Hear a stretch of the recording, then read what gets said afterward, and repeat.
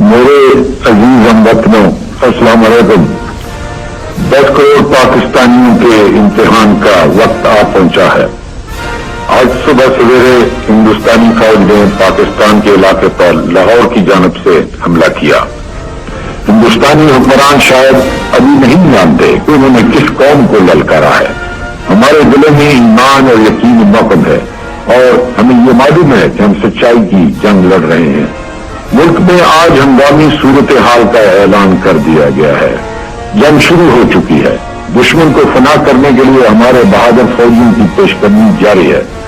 اللہ تعالیٰ نے پاکستان کی مسلح فوجوں کو اپنے جوہر دکھانے کا موقع عطا کیا ہے۔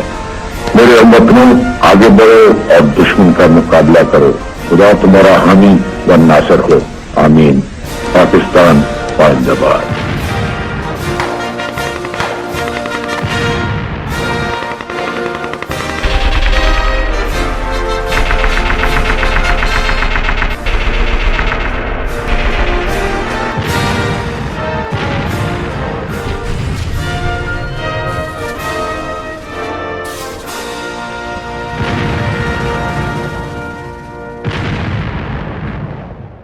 میجر راجہ عزیز بھٹی شہید، شجاعت اور بہادری کی لازوال داستان۔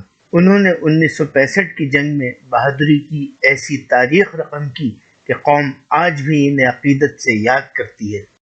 1965 کی جنگ کے ہیرو میجر راجہ عزیز بھٹی شہید 1950 میں پاکستان ملٹری اکیڈمی سے بہترین کیڈٹ کے اعزاز کے ساتھ پاس آؤٹ ہوئے۔ شہید ملت خان لیاقت علی خان نے انہیں اعزازی شمشیر اور نارمن گولڈ میڈل سے بھی نوازا۔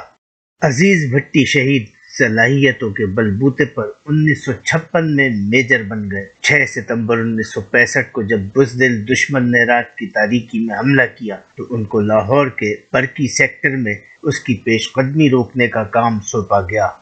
میجر عزیز بھٹی شہید دشمن کے لیے سیسا پلائی ہوئی دیوار ثابت ہوئے۔ انہوں نے 5 دن اور 5 راتوں تک BRB نہر پر دشمن کے ہر وار کو ناکام بنایا اور اسے پاک وطن کے 1 انچ پر بھی ناپاک قدم رکھنے نہیں دیے۔ راجہ عزیز بھٹی 6 اگست 1928 کو پیدا ہوئے اور 12 ستمبر 1965 کو قوم کے اس عظیم بیٹے نے دشمن کے ٹینک کا گولہ لگنے سے جام شہادت نوش کیا۔ شجاعت و بہادری کی لازوال داستان رقم کرنے پر میجر راجہ عزیز بھٹی کو ملک کے سب سے بڑے فوجی اعزاز نشان حیدر سے نوازا گیا۔